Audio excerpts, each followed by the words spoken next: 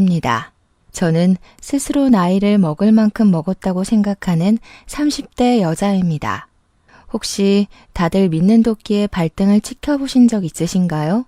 제 나이 30대에 이런 일이 생길 거라고는 정말 꿈에도 상상하지 못했습니다. 중고등학생 때 일어난 일이라면 차라리 그래, 아직 어리니까 그럴 수 있지 하고 넘어갈 텐데 이 나이 먹고 이게 가능한 일인가 싶기도 하고요. 저는 미용고등학교를 졸업하고 미용실에서 샴푸를 하는 일부터 시작해서 지금은 강남의 번듯한 숍 원장 자리까지 꽤 찬 사람입니다. 물론 규모가 큰 숍은 아니지만 직원을 3 정도 두고 있고요. 나이 30살에 개인 숍을 차릴 때까지 정말 한 푼 두 푼 아껴가며 고생 끝에 열게 되었습니다. 솜씨가 꽤 좋은 편이어서 잘 나가는 미용사였음에도 숍 오픈하는데 돈이 정말 많이 들더라고요. 없는 살림에 대출까지 받아가면서 숍을 오픈하게 되었습니다. 그래도 젊을 때 빚을 내서 그런가 정말 하루가 어떻게 흘러가는지도 모를 만큼 일을 하고 출장을 다니고 방송 제의도 몇 번 받아서 일을 하니까 빚이 금방 줄어드는 게 눈에 보였습니다. 원래 미용이라는 게 부르는 게 값이긴 하거든요. 그런 저에게도 꽤 예전부터 단골인 남자 손님이 한 분 있었는데 어느 날 그 손님이 자기 친구를 데리고 온 거예요. 더벅머리에 체크 남방에 누가 봐도 공대생의 느낌이 물씬 풍기는 남성분이었어요. 묘하게 멋부린 것 같은데 촌스러운 느낌이 팍팍 나는 그런 남자 있잖아요. 저를 믿고 맡겨보겠다면서 단골 손님이 자기 친구를 제대로 사람처럼 꾸며달라고 신신당부를 했기에 평소보다 더 열심히 머리를 만져드렸습니다. 유행하는 스타일로 자른 뒤 다운 펌까지 해놓고도 뭔가 부족한 느낌이 들어서 눈썹 정리까지 서비스로 해드렸어요. 햇빛이라는 걸 거의 본 적이 없는 사람인지 얼굴에 잡티 하나 없는 게 머리만 손질하고 눈썹만 다듬었을 뿐인데 사람이 달라 보이더라고요. 한 가지 흠이라고 생각되는 게 바로 언제적 잠자리 안경인지 말도 안 되는 뿔테를 쓰고 있더라고요. 그래서 넌지시 눈이 많이 나쁘신 거면 렌즈를 껴보시는 게 어떨까요? 하고 권유를 했습니다. 한번 도전해보겠다고 하시면서 계산을 하고 돌아가셨는데 한 달 뒤에 정말 멀끔한 훈남이 저를 찾아와서 머리를 하고 싶다고 하더라고요. 처음에는 못 알아보고 바로 해드리겠다고 했는데 자세히 보니까 단골 손님 소개로 왔던 그 친구분인 거예요. 뿔테 안경을 버리고 렌즈를 끼니까 정말 사람이 달라 보이더군요. 저를 향해 어떠냐고 물어보는데 새삼 너무 잘생겨 보이더라고요. 그래서 너무 멋있어지셨다고 진담을 섞어서 이야기를 했죠. 그랬더니 저한테 상당히 쑥스러워하면서 여기서 머리하고 난 이후에 여자들한테 번호를 줄줄이 따였대요. 자기 인생에 먼저 헌팅을 당해서 번호를 따인 적이 처음이었다면서 이야기를 하더라고요. 저한테 고맙다고 수줍게 이야기를 하는데 제가 웃으면서 좋은 사람 만난 거 맞냐고 여자친구 생겼냐고 물어봤죠. 저를 빤히 쳐다보더니 여자친구가 생긴 건 아니라면서 은근슬쩍 자기 어떤 거 같냐고 물어보더라고요. 그러면서 괜찮아 보이면 번호 좀 줄 수 있냐고 자기가 먼저 여자 번호 물어보는 건 처음이라고 했어요. 너무 저돌적으로 밀고 들어와서 저도 처음에는 당황했는데 생긴 것도 훈훈하고 외적인 이미지는 좋아 보여서 번호를 주었습니다.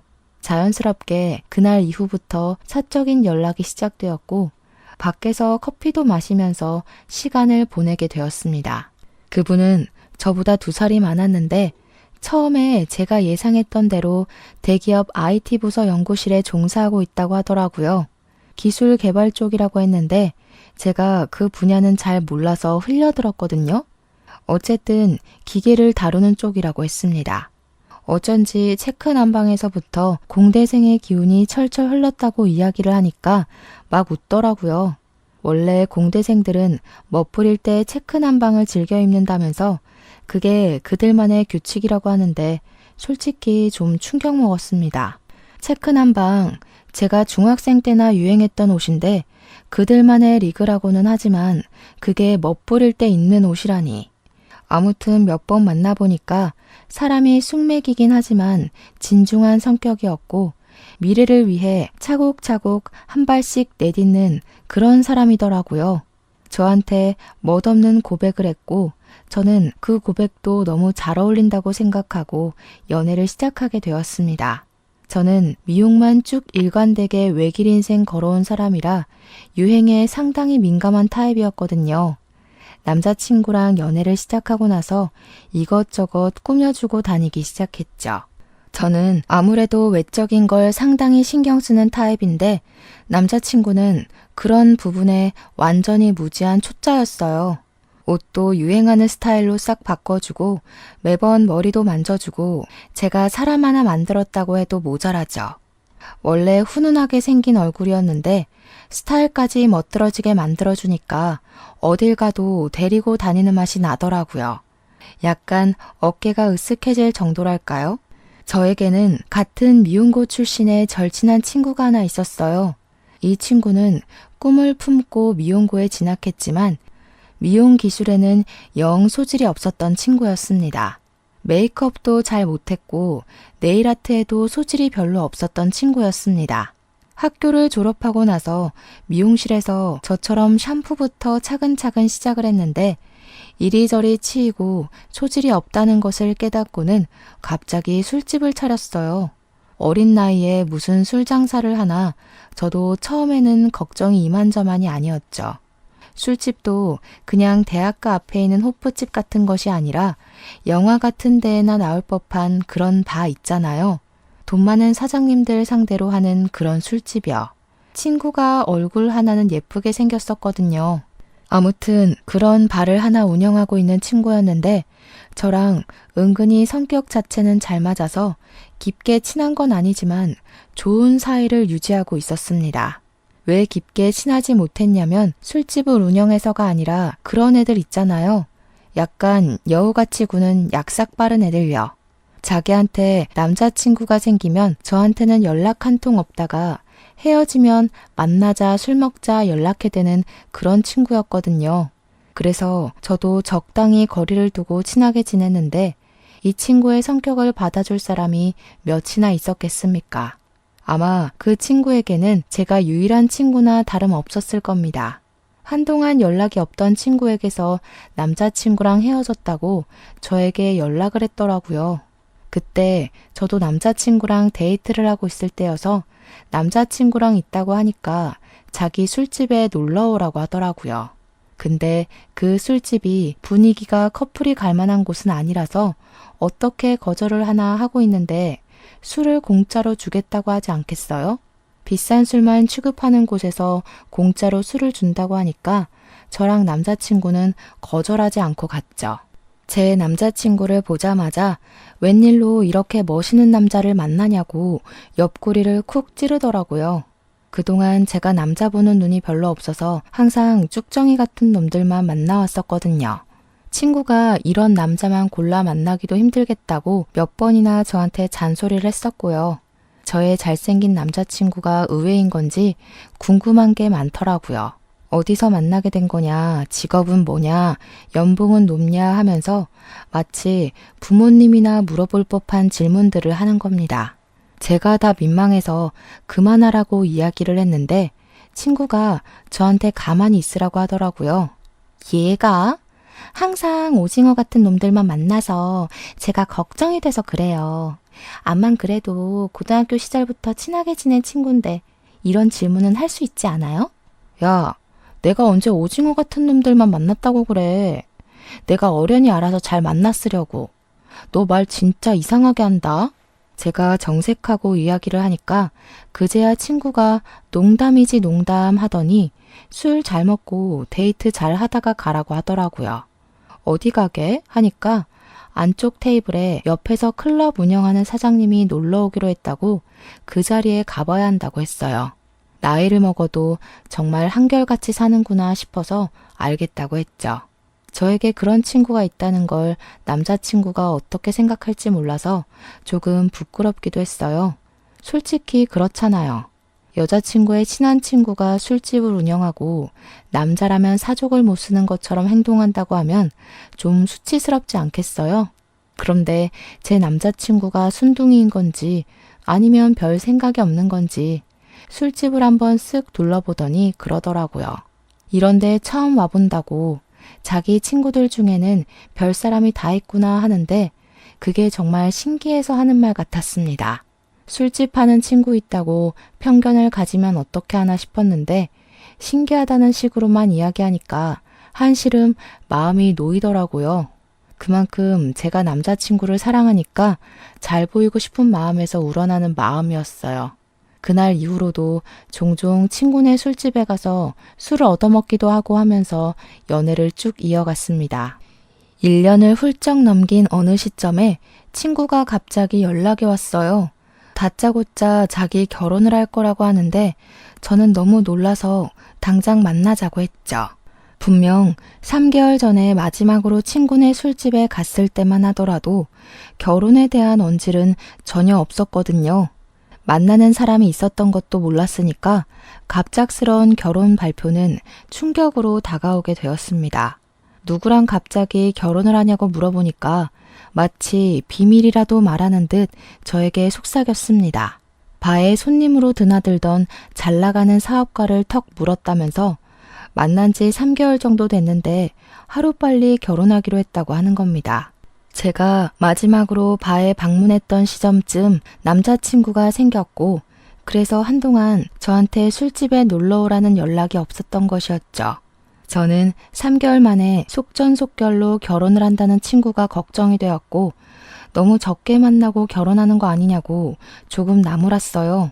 저만 해도 1년을 넘게 연애를 하고 있는데 어떻게 3개월 사람을 겪어보고 결혼까지 한단 말이냐고요. 그러니 저한테 바보같이 굴지 말라고 하면서 돈 많은 냄새가 나면 바로 물어서 결혼을 해야 하는 거라고 하더라고요. 지금 제 남자친구가 직장인이라는 걸 콕 집어 이야기를 하면서 그럴 때는 이 사람 저 사람 눈 돌려가면서 다 재보고 결혼해야 한다고요. 저한테 무슨 바람이라도 피라는 소리인 건지 제 남자친구가 직장인이란 걸 깔보는 듯한 느낌으로 이야기를 해서 기분이 팍 나빠졌죠. 저도 은근히 지고 싶지 않아서 그래서 너 예비 신랑은 뭐 엄청난 부자냐고 물어봤어요. 그러니까 그때부터 자랑질을 해대는데 집도 청담동에 주상복합 살고 돈도 엄청 쓸어 담는 사업가라고 침 튀기면서 이야기를 하더라고요. 자고로 남자는 사업하는 사람을 만나야 된다면서 기복이 있긴 하지만 최소 벌어오는 돈이 월에 1,000만 원이라고 하더라고요. 자기가 아무리 강남 한복판에서 술을 팔아봐야 일하는 아가씨들 월급 주고 월세 내면 남는 돈이 별로 없다고 팁이나 좀 챙기면 모를까 하더라고요. 언제부터 이렇게 속물근성이 뼛속까지 스며든 건지 진짜 결혼하고 나면 인연을 끊어내야지 싶었습니다. 친구의 말대로 남편이 사업가로 돈을 좀 벌고 있는 건지 초호화 웨딩을 올리긴 하더라고요. 국내에서 제일 비싸다는 호텔 결혼식을 올렸고 드레스도 반짝반짝 난리가 나서 물어보니까 해외에서 수입한 드레스라고 자랑을 하대요. 이 드레스를 공수하려고 홍콩에 있는 드레스숍에서 빌려온 거라고 결혼식 당일까지도 자랑을 했어요. 그렇게 돈 처바른 결혼식 치고 온 손님의 3분의 1이 술집에 드나들었던 사람이라는 게 아이러니했지만 행복해하니까 됐죠 뭐. 신혼여행도 평범한 곳은 싫다며 엄청 멀리 있는 프라이빗 풀빌라에 간다고 자랑을 저한테 평생 살면서 그런데 한 번은 가보겠냐며 결혼은 신중하게 생각하라는데 고작 3개월 만에 결혼해놓고 신중을 누구한테 할 말인지 아니나 다를까 친구는 결혼을 한 뒤 저에게 연락을 뚝 끊었습니다. 신혼생활 행복하게 하나보다 했지만 배알이 뒤틀리는 건 또 다른 문제더라고요. 저랑 남자친구는 만난 지 2년이 가까워오는 순간에 결혼을 약속하게 되었습니다. 둘 다 돈을 뭐 엄청나게 버는 수준은 아니었지만 또래보다야 넉넉하게 벌었기에 결혼을 준비하면서 서로의 재정 상태를 오픈했어요. 저는 일단 미용실을 오픈한 지 4년 차가 되었지만 대출금은 아직 남아있는 상태였고 남자친구는 모아둔 돈이 8천만 원 정도가 된다고 하더라고요.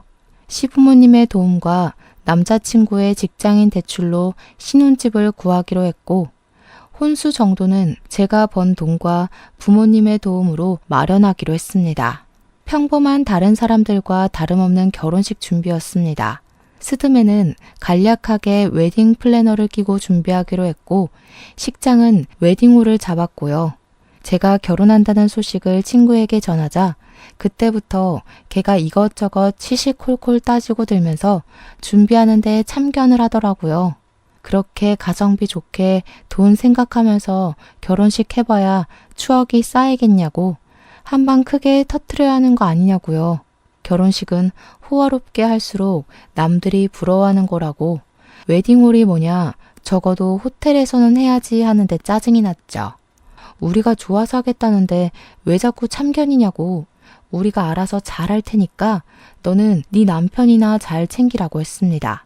그랬더니 친구가 저한테 구질구질하게 직장 다니는 남자 만나서 가성비 결혼한다고 선을 딱 넘더라고요. 이래서 돈 많은 사업가를 만나야 팔자가 펴지는 거라고 자긴 지금 너무 행복하다고 하더라고요. 혜정아, 너 기억 안 나? 돈 많은 사업가가 최고라고 하더니 결혼하고 나서 맨날 돈에 허덕이는 거 아니야? 언제더라?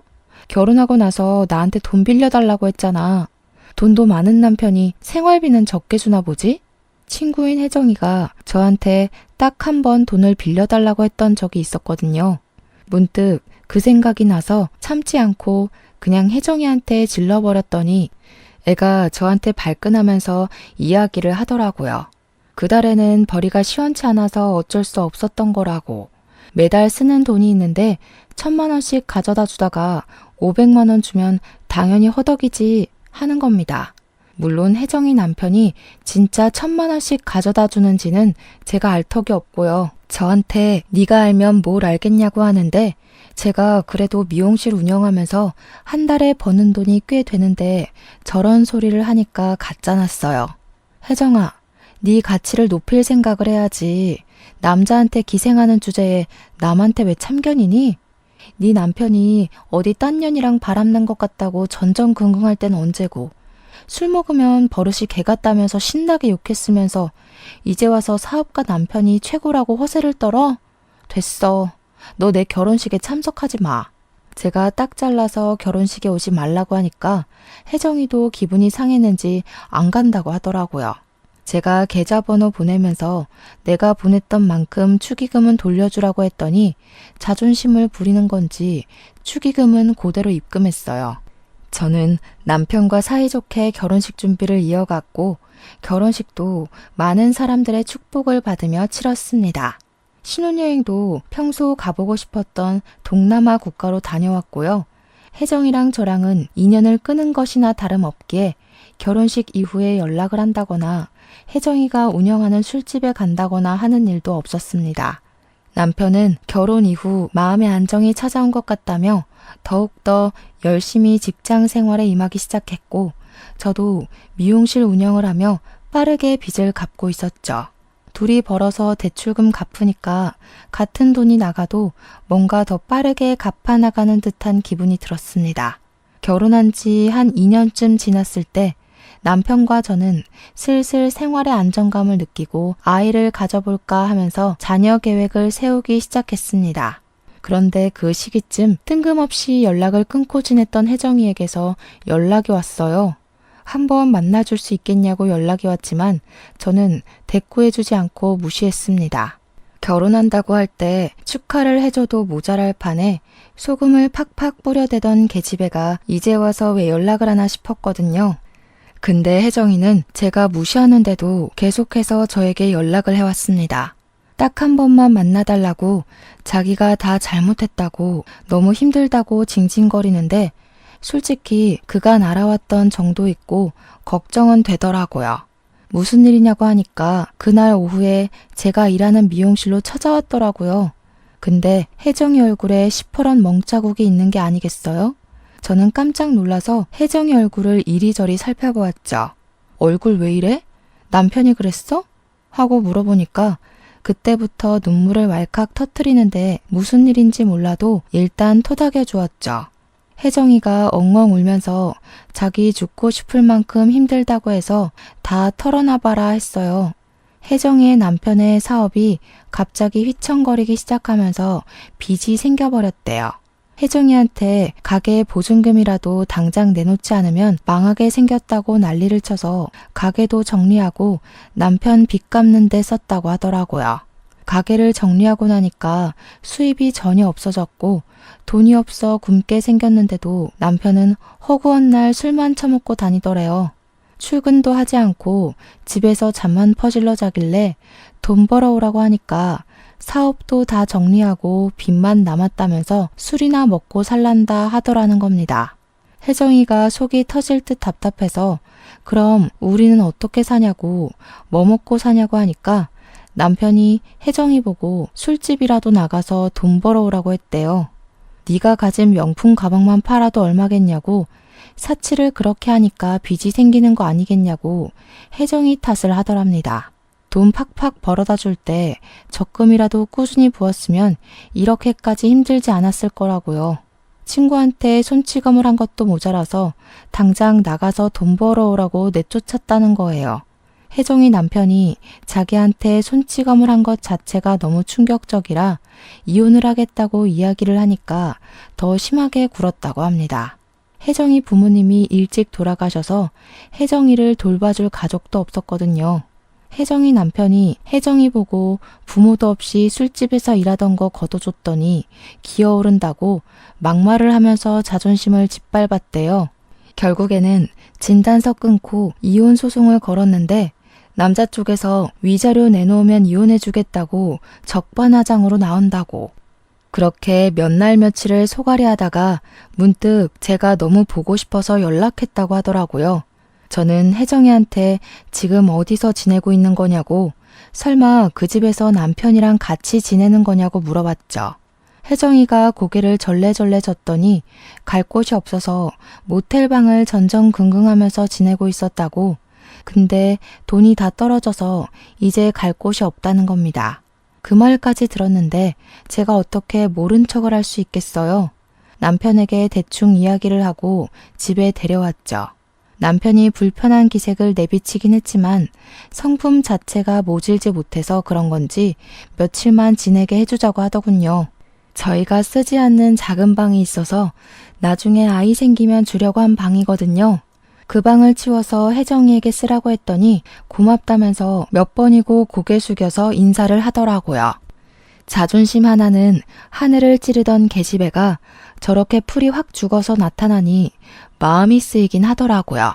다음 날 날이 밝자마자 이혼 전문 변호사를 만나러 나간 애가 저녁에 술에 취해서 들어왔더라고요. 어디서 이렇게 술을 먹고 들어온 거냐고 하니까 혜정이가 딱 한 잔만 더 마셔주면 안 되냐고 하대요. 속이 상해도 엄청 상했나 보다 싶어서 한 잔만 같이 하자고 남편은 먼저 자러 들어가고 저는 혜정이랑 술을 마셔주었습니다. 전 남편이랑 이혼 소송 중인데 전 남편이 배임 및 횡령으로 구속 수감이 되었다는 거예요.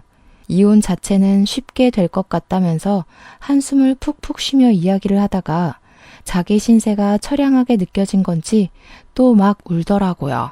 그런 혜정이를 다독여주다가 저도 술이 많이 취한 건지 깜빡 거실에서 잠이 들고 말았어요. 근데 갑자기 남편이 뭐야? 하면서 소리를 지르더라고요. 그 소리에 놀래서 잠에서 깼죠. 안방으로 가니까 남편이 어이가 없다는 듯이 침대 옆자리를 보고 있는데 혜정이가 떡하니 누워있는 게 아니겠어요? 이게 무슨 상황이지 싶어서 눈만 멀뚱멀뚱 뜨는데 남편이 혜정이를 막 흔들어 깨우면서 자는 척하지 말고 일어나라고 소리를 쳤어요. 그러니까 괜히 눈도 못 뜨는 척하면서 일어나더니 저를 보고 미안하다고 하더라고요. 내가 평소에 침대 생활을 오래 해서 여기가 우리 집인 줄 알고 착각해서 침대에 기어 들어왔나 봐. 작은 방에는 침대가 없었거든요. 술 취해서 헷갈렸다고 미안하다고 이야기를 하는데 찜찜했지만 어쩌겠어요.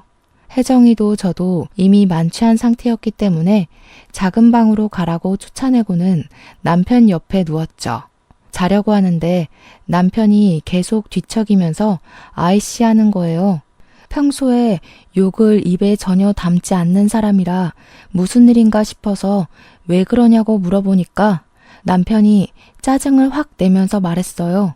아니, 혜정 씨가 야무전히 누워서 잠만 자는 게 아니라 나를 자꾸 건드리잖아. 내가 그것 때문에 놀래서 소리 지른 거라니까. 아, 찝찝해 진짜. 그러면서 언제까지 혜정이를 우리 집에 데리고 있어야 하는 거냐고 기분 나쁘다고 하더라고요. 그 이야기를 듣는데 진짜 소름이 쫙 돋는 거예요. 술 먹는 내내 저한테 혜정이가 넌 좋겠다. 직장인은 월급 밀릴 걱정 없잖아.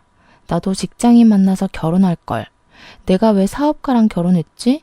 직장인 만나서 결혼했으면 이럴 일도 없었을 텐데. 남의 돈 받으면서 사는 게 제일 편한 건데 했거든요. 그때까지만 해도 저는 웃으면서 직장인 그렇게 무시하면서 사업가가 최고라더니 하면서 약 올리기만 했었고요. 혜정이는 사업가가 최고인 줄 알았는데 제가 잘 사는 거 보니까 자기 생각이 잘못된 것 같다고 이야기했고요. 그런 말을 나눈 다음 제 침대에 누워서 남편을 더듬었다고 하니까 엄청나게 찝찝한 거죠. 다음날 혜정이가 저한테 눈 뜨자마자 다시 한번 사과를 하는데 그래도 불편한 건 어쩔 수 없더라고요.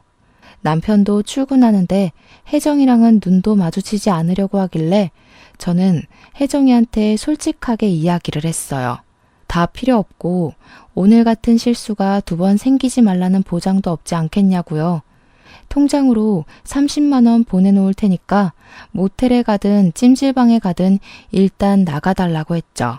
혜정이도 자기 실수를 인정하면서 알겠다고 하더라고요. 고분고분하게 말을 들으니까 저도 더 심한 소리 덧붙이지 않았어요.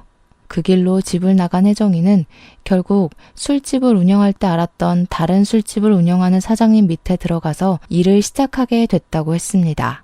그 사장님의 도움으로 원룸도 하나 얻을 수 있게 돼서 잠자리는 해결되었다고 했어요.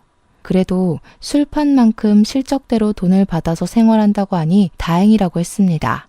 그렇게 또 몇 개월이라는 시간이 흐르게 되었습니다.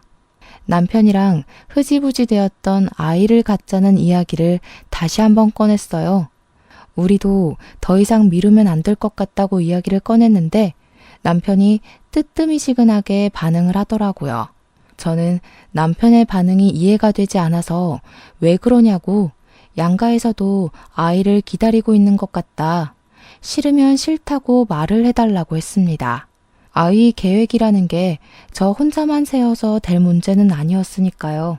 그러니 남편이 하는 말이 자기 머리에 원형 탈모가 생긴 걸 혹시 알고 있냐고 묻더라고요. 원형 탈모가 생긴 건 꿈에도 몰랐기에 왜 생겼냐고 언제부터 있었냐고 물어보니까 직장에서 받는 스트레스가 너무 심해서 생겼다고 하더라고요. 원래 같이 일하던 부장님이 퇴사를 하시고 새로운 사람이 들어왔는데 실적에 대한 압박이며 업무량이 몇 배나 늘었다고 너무 힘들다고 하더군요. 그러더니 저에게 넌지시 회사를 그만두고 싶다고 이야기를 하는 겁니다. 우리가 30대 초반만 됐어도 새로운 일을 찾아보자 하겠는데 나이 38살에 일을 그만두면 어떻게 하나 막막한 거죠.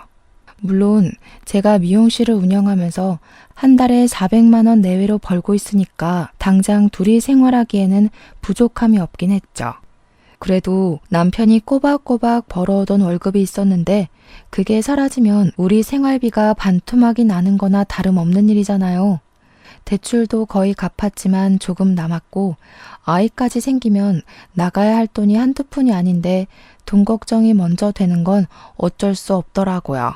미안하지만 남편에게 직장을 그만두는 것은 반대하고 싶다. 지금 와서 어디에 새롭게 취직을 하겠냐고 했어요. 다른 회사라고 다를 바 없을 거라고 이야기를 하니까 남편이 몰라서 그러는 게 아니라고 자기가 하고 싶은 게 있대요. 뭘 하고 싶냐고 하니 자기 가게를 차리고 싶다고 하더라고요. 너무 뜬금없는 소리라서 무슨 가게를 차리겠다는 거냐고 하니까 음식점을 차리고 싶대요. 음식점은 뭐 아무나 하는 건가요? 절대 반대라고 말렸죠. 남편이 특색 있는 요리를 할 줄 아는 것도 아니고 전문성이 있는 것도 아니었어요. 남편을 설득하기 위해 저도 조금 큰 소리를 낼 수밖에 없었습니다.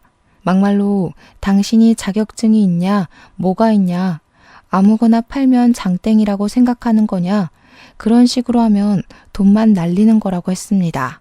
집에서 요리 한 번을 한 적이 없고 설거지 한 번 도와준 적 없으면서 무슨 음식점 장사를 하겠다고 하냐고 양심 좀 챙기라고 했죠.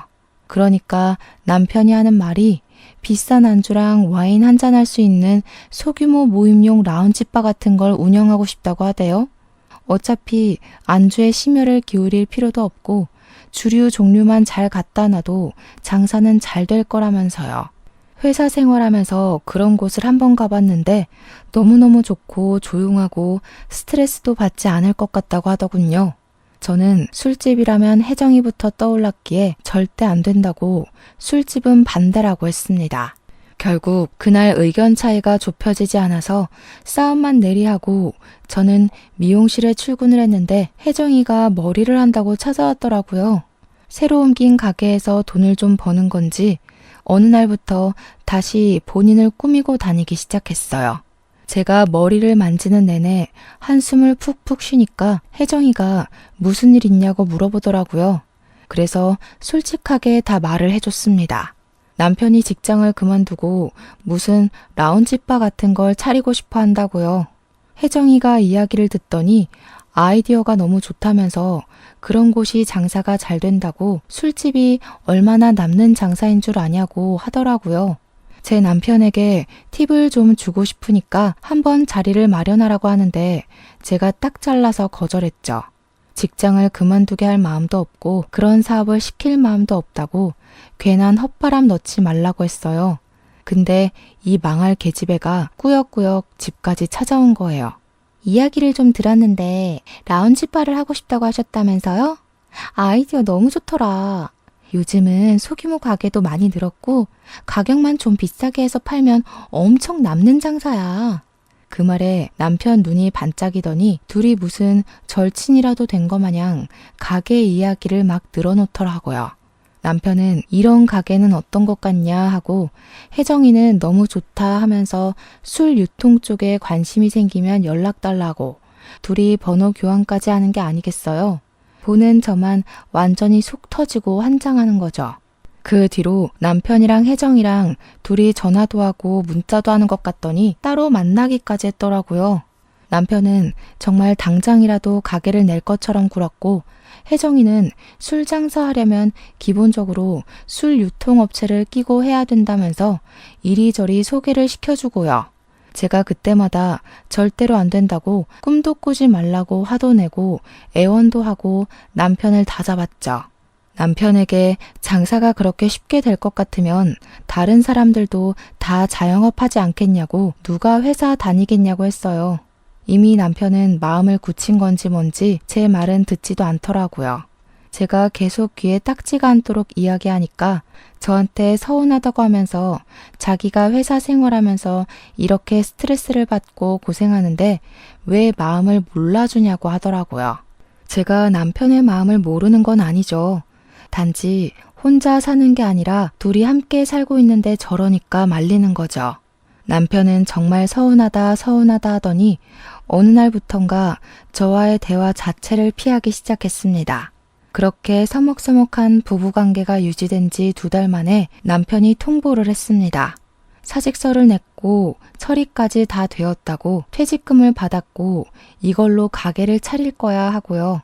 제가 진짜 너무 어이가 없어서 남편이랑 피 터지게 싸웠어요. 그리고 남편은 저에게 반항이라도 하는 것처럼 집을 나가버렸습니다. 집 나가서 고생해봐야 정신을 차리려나 싶어서 곧 들어오겠지 두고 보자 절대로 반대한다 하고 마음을 단단히 먹었습니다. 근데 남편이 하루가 지나고 3일이 지나고 일주일이 지나도 들어올 생각을 하지 않는 거예요. 시댁에 갔나 싶어서 은근슬쩍 안부 전화하는 것처럼 연락을 했는데 시댁에도 가지 않은 것 같더라고요. 이 인간이 어디서 뭘 하고 있는 건지 속이 타서 결국엔 2주일째 되는 날 제가 먼저 연락을 했습니다. 그러니까 남편이 시큰둥하게 저한테 어디서 뭘 하고 있든 관심도 없더니 왜 이제 와서 연락을 하냐고 하는 거예요. 저는 순간 너무나도 당황스러웠죠. 이게 몇 년을 같이 산 부부가 할 이야기인가 싶었고요. 남편한테 전화로 이야기하면 오해가 쌓일 것 같으니 얼굴 보고 이야기하자고 하니까 알겠대요. 남편이 집으로 돌아오면 될 일을 굳이 밖에서 이야기하자고 해서 약속 장소를 잡고 나가서 만났습니다. 저한테 통보하듯이 이야기를 하더라고요. 가게 자리 괜찮은 걸 봐서 계약까지 했다고요. 밖에 나가서 지내는 동안에 부동산을 엄청 돌아다녔고 계약도 하고 인테리어 업자까지 다 만나서 계약금을 걸었다는 겁니다. 이미 모든 일을 다 버려놓은 남편에게 제가 무슨 말을 더 할 수 있겠습니까? 제가 입을 꾹 다물고 아무 말도 하지 않자 남편은 저에게 너무나도 실망했다며 이야기를 이어나갔습니다. 자기가 원형 탈모까지 왔다고 회사 일이 힘들어 죽겠다고 하는데도 어떻게 돈돈거릴 수가 있냐고요. 한동안 생각 정리가 필요할 것 같아서 며칠 더 밖에서 지내겠다고 통보를 또 하더라고요. 저는 남편의 그 말이 너무나도 충격적이라 다른 말은 귀에 들어오지 않았습니다. 밖에서 며칠 더 지내겠다는 말은 즉슨 저와 별거를 하겠다는 말이나 다름없었으니까요. 속으로 저도 자책을 많이 했죠. 돈돈거릴 게 아니라 남편의 마음을 좀 더 헤아렸어야 하는 건가 싶어서요. 그렇게 남편이 집을 나간 지 한 달하고도 2주일이 더 지났을 때 저는 아주 충격적인 일을 겪게 되었습니다. 남편이 없는 집이 너무나도 공허하고 쓸쓸해서 오랜만에 혜정이나 볼 겸 술을 잔뜩 사들고 혜정이가 사는 원룸에 찾아갔어요. 벨을 누르니 문이 열렸는데 거기서 우리 남편이 떡하니 나오는 게 아니겠습니까? 배달 음식이라도 시킨 거였는지 지갑을 열면서 나오던 남편이 저를 보고 놀래더라고요. 남편은 러닝 셔츠 차림에 트렁크 팬티만 입은 채로 굳어 있었어요. 저는 남편의 행색을 보고 이게 지금 무슨 일인가 싶어서 둘이 뭐 하는 거냐고 물어봤죠. 제가 문을 열고 들어가니 혜정이도 잔뜩 굳은 채로 저를 바라보고 있더라고요. 너무 어이가 없어서 집에 신발도 벗지 않고 들어가서 혜정이의 머리채를 잡아 낚았습니다. 그러니 남편이 저를 말리면서 그만두라고 소리를 치는 게 아니겠어요. 이게 무슨 상황인가 어질어질했죠. 남편이 혜정이를 꽉 끌어안으면서 저에게 소리를 쳤어요. 혜정이 뱃속에 지금 내 아이가 있다고. 그만둬. 아이라니? 지금 이게 다 무슨 소리야? 그러니 혜정이가 미안하다고 하면서 이야기를 하더라고요. 그러니까 남편이 집을 나간 날 혜정이를 만났고 그날 혜정이네 집에서 잠을 자게 된 것이었습니다. 제가 연락도 하지 않고 찾지도 않으니 그대로 둘이 같이 지내기 시작한 거예요. 저는 계속 식당은 안 된다고 반대만 하는데 혜정이는 다 잘 될 것 같다면서 응원을 해주니까 혜정이에게 빠져들게 된 거죠. 저를 만나서 생각 정리를 해야겠다고 한 것도 혜정이가 임신한 사실을 알게 되어서 혜정이 옆에 있으려고 술을 쓴 거였어요. 둘 다 저한테 미안하다고 하면서 운명의 상대를 이제야 만난 것 같다고 하는데 말이 안 나오대요. 하룻밤 사이에 덜컥 임신을 했는데 이게 운명의 상대가 아니면 뭐겠냐고 임신 8주 됐다고 하더라고요. 그러면서 남편이 저에게 이혼을 하자고 위자료로 5천만 원을 주겠대요. 네가 돈이 어디 있어서 나한테 5천만 원을 주겠다는 거야? 우리 아파트 정리하면 훨씬 더 나올 거야. 그거 너 다 가져. 대신 우리 깔끔하게 이혼만 하자. 저는 뒤도 돌아보지 않고 그 집을 나와 저의 집으로 돌아왔습니다. 한 3일은 내리 울기만 했던 것 같아요. 깊은 배신감에 치를 떨다가 정신을 차리기 시작했죠. 돈도 개뿔 없고 일도 때려치운 백수새끼 제가 데리고 살아서 뭐하나 하는 생각을 주입하기 시작했어요. 횡령 및 배임으로 구속 수감되어 있다는 친구의 전남편이 생각나서 교도소로 찾아갔습니다. 그러다 아주 뜻밖의 사실을 알게 되었어요. 둘의 이혼 소송이 아직도 마무리가 되지 않았더라고요. 재산 분할과 위자료 싸움으로 이혼 마무리가 되지 않고 개싸움 중이라고 하는 게 아니겠습니까? 그래서 저는 모든 사실을 말해주었죠. 혜정이가 지금 제 남편의 아이를 임신했어요. 저는 상간녀 소송 걸기로 마음먹었으니까 그쪽도 소송 뒤집으세요. 그 말에 혜정이 전 남편은 변호사를 통해서 혜정이가 먼저 바람을 피웠고 자기한테 이혼하자고 뒤집어 씌운 거라고 말을 바꿨습니다. 뱃속에 있는 아이가 그 증거라고 하니 혜정이 측에서도 반박할 수 없게 되었죠. 결국 소송판 자체를 뒤집어 엎어서 없던 일로 만들어버린 겁니다. 한마디로 남편과 혜정이는 호적으로 묶일 수 없는 사이가 된 거죠. 무려 남편의 아이를 임신했음에도 불구하고요. 저는 차근차근 주변 정리를 시작했습니다. 집은 처음 살 때보다 시세가 올라서 집을 팔아 대출금을 모조리 갚고 남은 돈은 남편의 바람대로 제가 다 가졌습니다. 미용실 근처에 투룸을 얻은 뒤 상간녀 소송을 걸어버렸죠. 혜정이는 저에게 3천만 원을 배상하라는 결과를 받게 되었고요. 시댁에서는 모든 사실을 알게 된 후 저에게 미안하다고 몇 번이나 사죄의 전화를 거셨어요. 앞으로 아들 새끼는 없는 셈 치고 살 거라면서 이혼하고 새 출발하는데 보태라며 2천만 원이나 제 계좌로 보내주셨습니다. 제가 뭐 거절할 이유가 있을까요? 감사합니다 하고 받았죠. 저는 남편하고 이혼을 했는데 혜정이는 이혼도 못했다고 하더라고요. 혜정이 남편이 감옥에서 자기 빚 갚게 2억을 해주면 그땐 이혼을 해주겠다고 했대요. 유책 배우자로 찍힌 혜정이는 점점 배는 불러오는데 이혼 소송도 못하고 이혼 자체에 희망이 없으니 난리가 났고요. 제 전남편 또한 자기 자식이 남의 호적에 올라가게 생겼으니 발만 동동 구르고 난리가 났죠. 결국 다시 대출받고 퇴직금 받은 거며 뭐며 수중에 있는 돈 다 합쳐서 2억을 해줬다고 하더군요. 시댁에서는 없는 자식 취급하기로 했다는 말을 지키신 건지 한 푼도 도와주지 않았대요. 그렇게 이혼을 서로 마무리 짓고 혼인신고만 겨우 해서 살고 있다고 하더군요. 전 남편은 직장 때려치우고 백수의 빈털털이지 가게 내려고 계약금은 죄다 걸었는데 2억 주느라 돈 써서 무산됐지. 친구는 임신까지 한 마당에 술집에서 일을 할 수 없으니까 둘 다 손가락만 쪽쪽 빨고 있다대요. 전 남편은 재취업하려는데 받아주는 곳은 중소기업뿐이고 월급은 250만 원이고요. 둘이 허구한 날 싸운다는 소문만 건너 들리더라고요. 저는 뭐 그 이후로 이혼하면서 받은 돈이랑 시댁에서 미안하다고 준 돈에 상간녀 소송에서 받은 돈까지 합쳐서 돈 굴리면서 살아요.